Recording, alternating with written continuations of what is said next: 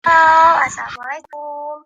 Perkenalkan, kita dari kelompok pemakaian obat topikal pada pagi hari. Ini kita akan mempersembahkan suatu video tentang edukasi cara pemakaian obat terhadap vagina.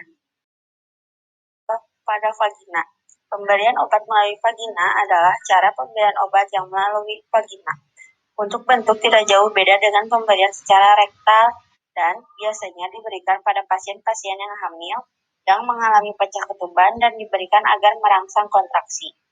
Tujuan pemberian obat topikal pada vagina yaitu mendapatkan efek terapi obat dan mengobati saluran vagina. Berikutnya ada indikasi dan kontraindikasi.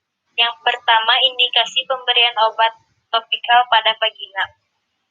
Vaginitis, keputihan vagina dan septik atau leher rahim karena berbagai etiologi ekstropia dan parsiosta septik.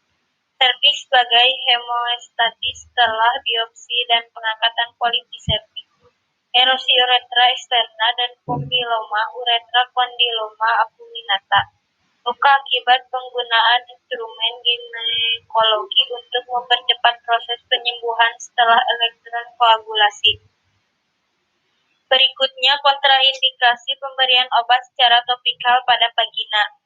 Jangan diberikan pada orang yang mempunyai kecenderungan hipersensitif atau alergi. Jenis obat secara topikal pada vagina tersedia dalam bentuk krim dan suppositoria yang digunakan untuk mengobati infeksi. Pula dimasukkan sedalam mungkin ke dalam vagina setiap hari sebelum tidur selama 1-2 minggu. Boleh dipakai sebagai pengobatan tersendiri atau sebagai terapi interval pada kondensasi. Pemakaian selama masa haid atau menstruasi dianjurkan. Contoh obat 1 Flagyl suppositoria. Obat yang digunakan untuk mengobati beberapa jenis infeksi yang disebabkan oleh bakteri anaerob dan protozoa seperti vaginistis karena Trichomonas vaginalis. Yang kedua, Vagistin suppositoria, yaitu obat berbentuk opula yang sering diresepkan oleh dokter untuk mengobati keputihan yang disebabkan oleh jamur dan parasit. Yang ketiga, Albuterol suppositoria, obat antiseptik dan disinfektan berbentuk suppositoria yang digunakan pada area vagina untuk mengatasi keputihan, radang vagina, radang mulut rahim, serta sebagai hemostatik, yaitu mempercepat pembekuan darah pada luka. Yang keempat, Statin suppositoria, obat anti jamur untuk mengatasi infeksi jamur pada rongga mulut, tenggorokan, usus, dan vagina. Trichostatis suppositoria, obat yang digunakan dengan cara memasukkan ke dalam anus, tujuan untuk pemberian obat topikal pada vagina. Alat dan bahan: 1. Obat dalam tempatnya seperti lotion, krim, dan aerosol atau spray. 2. Pinset anatomis bila perlu. 3.